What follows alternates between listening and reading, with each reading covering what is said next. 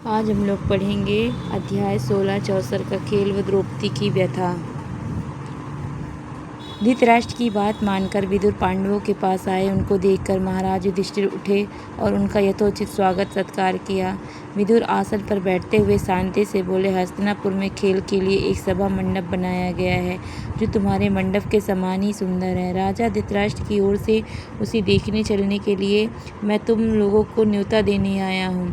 राजा धृतराष्ट्र की इच्छा है कि तुम सब भाइयों सहित वहाँ आओ, उस मंडप को देखो और 2 हाथ चौसर भी खेल जाओ। युधिष्ठिर ने कहा, चाचा जी, चौसर का खेल अच्छा नहीं है, उससे आपस में झगड़े पैदा होते हैं, समझदार लोग उसे पसंद नहीं करते हैं। लेकिन इस मामले में हम तो आप ही के आदेशानुसार चलने वाले हैं, आपकी सलाह क्या है? विदुर बोले, यह तो किसी से छिपा नहीं है कि चौसर का खेल सारे अनर्थ का जड़ होता है। मैंने तो भरसक कोशिश की थी कि इसे न होने दूं, किंतु राजा ने आज्ञा दी कि तुम्हें खेल के लिए न्योता दे ही आऊं, इसलिए आना पड़ा। अब तुम्हारी जो इच्छा हो करो। राजवंशों की रीति के अनुसार किसी को भी खेल के लिए बुलावा मिल जाने पर उसे अस्वीकार नहीं किया जा सकता था। उसके अलावा युधिष्ठिर को डर था कि कहीं खेल में न जाने को ही धृतराष्ट्र अपना अपमान न समझ ले, और यही बात है, कहीं लड़ाई का कारण न बन जाए। इन सब विचारों से प्रेरित होकर समझदार युधिष्ठिर ने न्योता स्वीकार कर लिया। यद्यपि विदुर ने उन्हें चेता दिया था। युधिष्ठिर अपने परिवार के साथ हस्तिनापुर पहुंच गए। नगर के पास ही उनके लिए एक सुंदर विश्राम गृह बना था। वहां ठहरकर उन्होंने आराम किया। अगले दिन सुबह नहा धोकर सभा मंडप में जा पहुंचे। कुशल समाचार पूछने के बाद शकुनी ने कहा, युधिष्ठिर, खेल के लिए चौपड़ बिछा हुआ है, इसलिए 2 हाथ खेल लें। युधिष्ठिर बोले, राजन, यह खेल ठीक नहीं है। बाजी जीत लेना साहस का काम नहीं है, जुआ खेलना धोखा देने के समान है। आप तो यह सब बात जानते ही हैं। वह बोला, आप भी क्या कहते हैं महाराज, यह भी कोई धोखे की बात है? हाँ, यह कहिए कि आपको हार जाने का डर लग रहा है। युधिष्ठिर कुछ गर्म होकर बोले, राजन, ऐसी बात नहीं है। अगर मुझे खेलने को कहा गया तो मैं ना नहीं करूँगा। आप कहते हैं तो मैं तैयार हूँ। मेरे साथ खेलेगा कौन? दुर्योधन तुरंत बोल उठा, मेरी जगह खेलेंगे तो मामा शकुनी, किंतु दांव लगाने के लिए जो धन रत्न चाहिए वह मैं दूंगा। युधिष्ठिर बोले, मेरी राय यह है कि एक ही जगह दूसरे को नहीं खेलना चाहिए। यह खेल के साधारण नियमों के विरुद्ध है। अच्छा, तो अब दूसरा बहाना बना लिया, शकुनी ने हंसते हुए कहा। युधिष्ठिर ने कहा, ठीक है, कोई बात नहीं, मैं खेलूंगा। और खेल शुरू हुआ। सारा मंडप दर्शकों में खचाखच भरा हुआ था। द्रोण, भीष्म, कृप, विदुर, धृतराष्ट्र जैसे वयोवृद्ध भी उपस्थित थे। वे उसे रोक नहीं सके थे। उनके चेहरों पर उदासी छाई हुई थी। अन्य कौरव राजकुमार बड़े चाव से खेल को देख रहे थे। पहले रत्नों की बाजी लगी, फिर सोना चांदी खजानों की, उसके बाद रथों और घोड़ों की। तीनों दांव युधिष्ठिर हार गए। शकुनी को पासा मानो उसके इशारों पर चलता था। खेल में युधिष्ठिर बारी बारी से अपनी गायें, भेड़, बकरियां, दास दासी, रथ, घोड़े, सोना, सेना, देश देश की प्रजा सब खो बैठे। भाइयों के शरीर पर जो आभूषण और वस्त्र थे उनको भी बाजी पर लगा दिया और हार गए।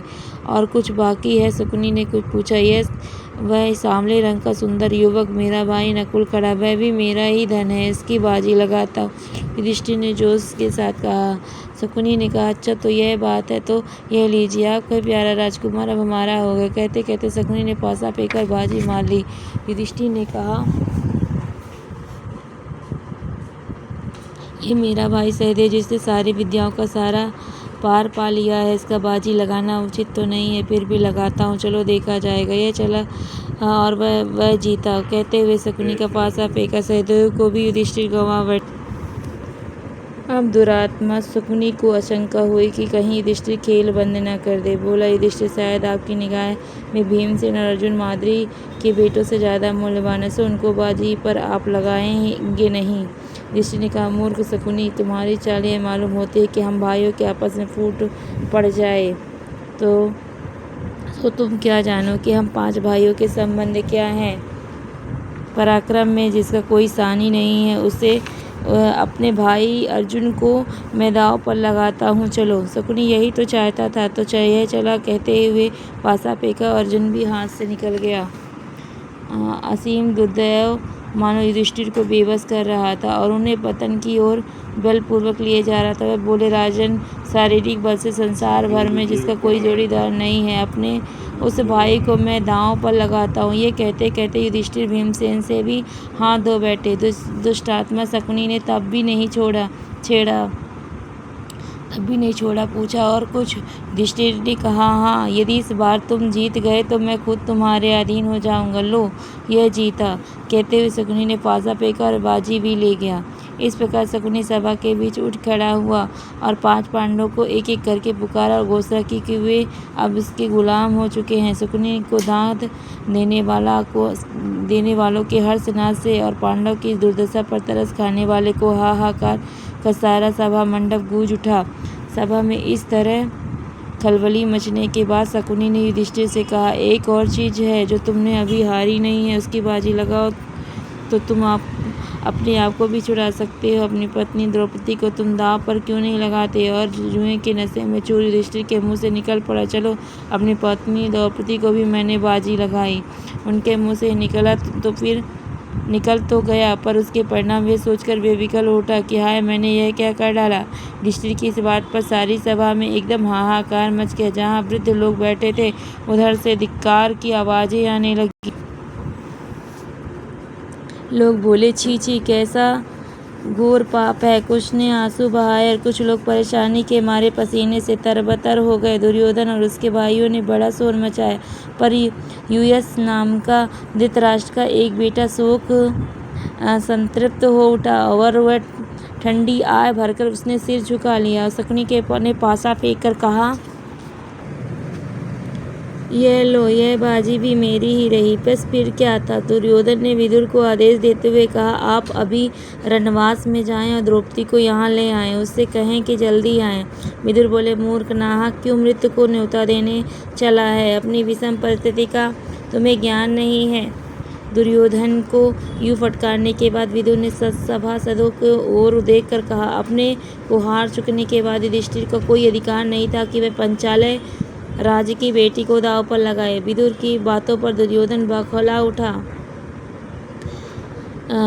अपने सारथी प्रतिकामी को बुलाकर कहा, विदुर तो हमसे जलते हैं, पांडव से डरते हैं। रनवास में जाओ, द्रौपदी को बुला लाओ। आज्ञा पाकर प्रतिकामी रनवास में गया। द्रौपदी से बोला, द्रुपदराज की पुत्री, चौसर के खेल में युधिष्ठिर आपको दांव पर हार बैठे। अब आप राजा दुर्योधन के अधीन हो गई हैं। राजा की आज्ञा कि आप धृतराष्ट्र के महल में दासी का काम करना है। मैं आपको ले जाने के लिए आया हूँ।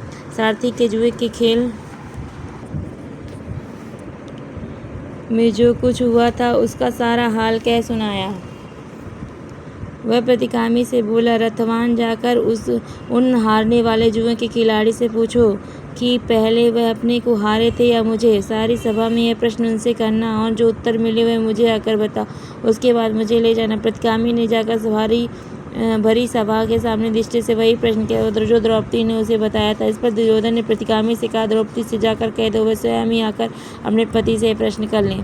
प्रतिकामी दोबारा रनवास में गया। द्रौपदी के आगे झुककर बड़ी नम्रता से बोला, देवी, दुर्योधन की आज्ञा है कि आज सभा में आकर स्वयं ही युधिष्ठिर से प्रश्न करें। द्रौपदी ने कहा, नहीं, मैं वह नहीं जाऊंगी। अगर युधिष्ठिर जवाब नहीं देंगे तो सभा में जो सज्जन विद्यमान हैं उन सबको तुम मेरा प्रश्न जाकर सुनाओ। उनका उत्तर आकर मुझे बताओ। प्रतिकामी लौटकर फिर सभा में गया और सभासदों को द्रौपदी का प्रश्न सुनाया। यह सुनकर दुर्योधन जल्ला उठा।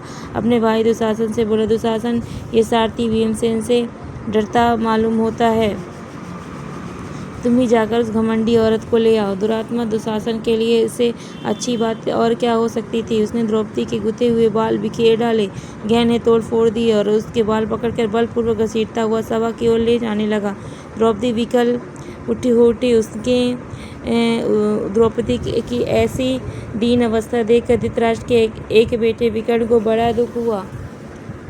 उससे नहीं रहा गया। वह बोला, उपस्थित वीरों, सुनिए, चौसर का खेल के लिए युधिष्ठिर को धोखे से बुलवा दिया गया था। वह धोखा खाकर इस जाल में फंस गया। फंस गए और उसने अपनी स्त्री तक की बाजी लगा दी। यह सारा कार्य न्यायोचित नहीं है। दूसरी बात यह है कि द्रौपदी अकेले युधिष्ठिर की पत्नी नहीं बल्कि 5 पांडवों की पत्नी है, इसलिए उनको दांव पर लगाने का अकेले युधिष्ठिर को कोई हक नहीं था। इसके अलावा खास बात यह है कि एक बार जब युधिष्ठिर खुद को ही दांव में हार गए थे तो उनको द्रौपदी की बाजी लगाने का अधिकार ही क्या था। मेरी एक और आपत्ति यह है कि शकुनी ने द्रौपदी का नाम लेकर युधिष्ठिर को उसकी बाजी लगाने के लिए उकसाया था। लोगों ने चौसर के खेल के जो नियम बना रखे हैं उनके बिल्कुल विरुद्ध है। इन सब बातों को आधार पर मैं इसे सारे खेल का नियम विरुद्ध ठहराता हूँ। मेरी राय द्रौपदी नियम पूर्वक नहीं जीती गई है। युवक विकर्ण के भाषण से वहाँ उपस्थित लोगों को विवेक से भ्रम का पर्दा हट गया। सभा में बड़ा कोलाहल मच गया। यह सब कर्ण देख कर कर्ण उठ खड़ा हुआ और विक्रुद्ध होकर बोला, विकर्ण अभी तुम बच्चे हो, सभा में इतने बड़े बूढ़े होते हुए तुम कैसे बोल पड़े? तुम्हें यहाँ बोलने और तर्क वितर्क करने का कोई अधिकार नहीं है। यह देखकर दुशासन द्रौपदी के पास गया और उसका वस्त्र पकड़कर खींचने लगा। जो वह खींचता तो वस्त्र बढ़ता जाता। जंत्र में खींचते दुशासन की दोनों भुजाएं थक गई। हाँफता हुआ वह थकान से चूर होकर बैठ गया। सभा के लोगों की कंपकपी सी फैल गई और धीमे में बातें होने लगी। इतने में भीमसेन उठा। उसके ओठ मारे क्रोध से फड़क रहे थे। भीम ऊंचे स्वर से उसने एक भयानक प्रतिज्ञा की। उपस्थित सज्जनों, मैं शपथ खाकर कहता हूँ कि जब तक भारत वंश पर बट्टा लगाने वाले इस दुरात्मा दुशासन की छाती चीर न लूँगा तब तक इस संसार को छोड़कर नहीं जाऊँगा। भीमसेन की इस प्रतिज्ञा को सुनकर उपस्थित लोगों का हृदय भय से के मारे थर्रा उठा। इन सब लक्षणों से धृतराष्ट्र ने समझ लिया कि यह सब ठीक नहीं हुआ है। उन्होंने अनुभव किया जो कुछ हो चुका है उसका परिणाम शुभ नहीं होगा। यह उनके पुत्र और कुल के विनाश का कारण बन जाएगा। उन्होंने परिस्थिति को संभालने के इरादे में द्रौपदी को बड़े प्रेम से अपने पास बुलाया और शांत किया और सतावना दी। उसके बाद वे युधिष्ठिर की ओर मुड़कर बोले, युधिष्ठिर तुम तो अजात शत्रु हो, उदार हृदय के भी हो। दुर्योधन की इस कुचाल को क्षमा करो और इन बातों को मन से निकाल दो और भूल जाओ। अपना राज तथा संपत्ति आदि सब ले जाओ। इंद्रप्रस्थ में जाकर सुखपूर्वक रहो।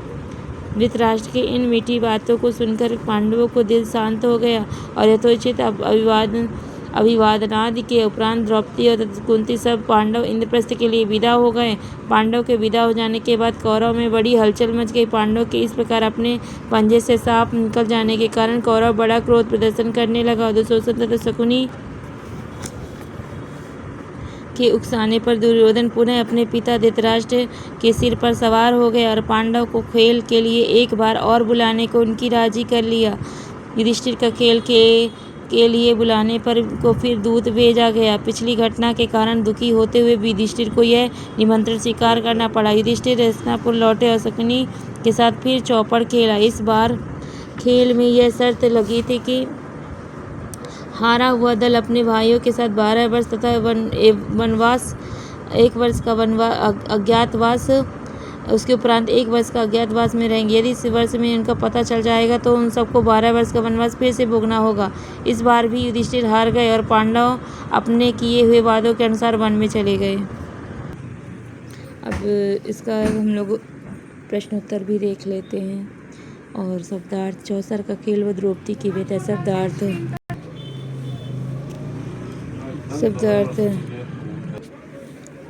अनर्थ, बुरा, भरसक पूरी तरह से, अपमान, निरादर, चिता देना, सावधान करना, साहस, हिम्मत, विरुद्ध, विपरीत, चाव, ध्यान,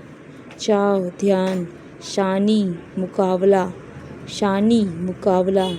दुर्दैव, दुर्भाग्य, बेबस, लाचार, विकल, व्याकुल, दाद देना, लोहा मानना, विषम, विपरीत, दीन, दुखी, न्यायोचित, न्याय की दृष्टि से उचित, कुचाल, गलत काम या छलपूर्वक, अजात शत्रु, जिसका कोई शत्रु न हो। प्रश्न नंबर 1, युधिष्ठिर ने किन विचारों से प्रेरित होकर चौसर के खेल का न्योता स्वीकार कर लिया? युधिष्ठिर ने किन विचारों से प्रेरित होकर चौसर का खेल का न्योता स्वीकार कर लिया? युधिष्ठिर ने निम्नलिखित विचारों से प्रेरित होकर चौसर का खेल खेलने का न्योता स्वीकार कर लिया। राजवंशों की रीति के अनुसार बुलावा मिलने पर अस्वीकार नहीं किया जा सकता है। राजवंशों की रीति के अनुसार बुलावा मिलने पर अस्वीकार नहीं किया जा सकता है। युधिष्ठिर को डर था कि खेल में शामिल न होने को ही धृतराष्ट्र अपना अपमान न समझ बैठे। युधिष्ठिर को डर था कि खेल में शामिल न होने को ही धृतराष्ट्र अपना अपमान न समझ बैठे और यही लड़ाई का कारण न बन जाए। युधिष्ठिर चौसर खेलने के शौकीन थे, भले ही उन्हें अच्छी तरह खेलना नहीं आता था। युधिष्ठिर चौसर खेलने के शौकीन थे, भले ही उन्हें अच्छी तरह से खेलना नहीं आता था। प्रश्न नंबर 2, प्रतिगामी कौन था, वह द्रौपदी के पास रणवास में क्यों गया? प्रतिगामी कौन था, वह द्रौपदी के पास रणवास में क्यों गया? प्रतिगामी दुर्योधन का सारथी था। प्रतिगामी दुर्योधन का सारथी था। चूँकि युधिष्ठिर जुए में द्रौपदी को हार चुके थे, इसलिए प्रतिगामी दुर्योधन के आदेशानुसार द्रौपदी को सभा मंडप में ले जाने के लिए द्रौपदी के रणवास में गया। प्रतिगामी दुर्योधन का सारथी था। चूँकि युधिष्ठिर जुए में द्रौपदी को हार चुके थे, इसलिए प्रतिगामी दुर्योधन के आदेशानुसार द्रौपदी के सभा मंडप में ले जाने के लिए द्रौपदी के रणवास में गया। प्रश्न नंबर 3, युधिष्ठिर के फिर से चौसर खेलने को क्या फल मिला? युधिष्ठिर के फिर से चौसर खेलने का क्या फल मिला? युधिष्ठिर को फिर से चौसर खेलने का फल बहुत बुरा हुआ। उन्होंने अपने भाइयों के साथ 12 वर्ष के वनवास और साथ में 1 वर्ष का अज्ञातवास बिताना पड़ा। युधिष्ठिर को फिर से चौसर खेलने का फल बहुत ही बुरा हुआ। उन्हें अपने भाइयों के साथ 12 वर्ष का वनवास और 1 वर्ष का अज्ञातवास बिताना पड़ा। प्रश्न नंबर 4, खेल शुरू होने से पहले युधिष्ठिर क्या जानना चाहते थे? खेल शुरू होने के पहले युधिष्ठिर क्या जानना चाहते थे? युधिष्ठिर जानना चाहते थे कि उनके साथ कौन खेलेगा। युधिष्ठिर जानना चाहते थे कि उनके साथ कौन खेलेगा। प्रश्न नंबर 5, द्रौपदी को हार जाने पर सभा मंडप में उपस्थित लोगों की क्या प्रतिक्रिया हुई? द्रौपदी को हार जाने पर सभा मंडप में उपस्थित लोगों की क्या प्रतिक्रिया हुई? द्रौपदी को हार जाने पर सभा मंडप में उपस्थित लोगों की हाहाकार मच गई। चारों ओर से धिक्कार की आवाज़ें आने लगी। कुछ लोग बोले घोर पाप है, कुछ लोग आंसू बहाए तो कुछ लोग हतप्रभ हुए। द्रौपदी के हार जाने पर सभा मंडप में उपस्थित लोगों की हाहाकार मच गया। चारों ओर से धिक्कार की आवाज़ें आने लगी। कुछ लोग बोले घोर पाप है, कुछ लोग आंसू बहाए तो कुछ लोग हतप्रभ हुए। प्रश्न नंबर 6, दुशासन द्रौपदी के वस्त्र खींचने लगा तो क्या घटना घटी? दुशासन द्रौपदी के वस्त्र खींचने लगा तो क्या घटना घटी? जो दुशासन द्रौपदी के वस्त्र खींचता थे तो वस्त्र बढ़ता जाता। अंत में दुशासन थक कर जमीन पर बैठ गया। यह देखकर लोग भयभीत से होने लगे।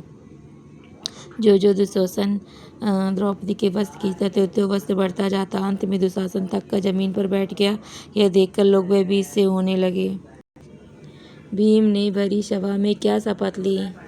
भीम ने भरी सभा में क्या शपथ ली? भीम ने भरी सभा में यह शपथ ली कि जब तक मैं दुशासन की छाती चीर न लूँगा तब तक कि इस संसार को छोड़कर नहीं जाऊँगा। भीम ने भरी सभा में यह शपथ ली कि जब तक मैं दुशासन की छाती चीर न दूँगा तब तक मैं इस संसार को छोड़कर नहीं जाऊँगा। धृतराष्ट्र की विनती पर पांडवों ने क्या किया? धृतराष्ट्र की विनती पर पांडवों ने क्या किया? धृतराष्ट्र की विनती पर पांडव द्रौपदी तथा कुंती के साथ इंद्रप्रस्थ चले गए। धृतराष्ट्र की विनती पर पांडव द्रौपदी तथा कुंती के साथ इंद्रप्रस्थ चले गए।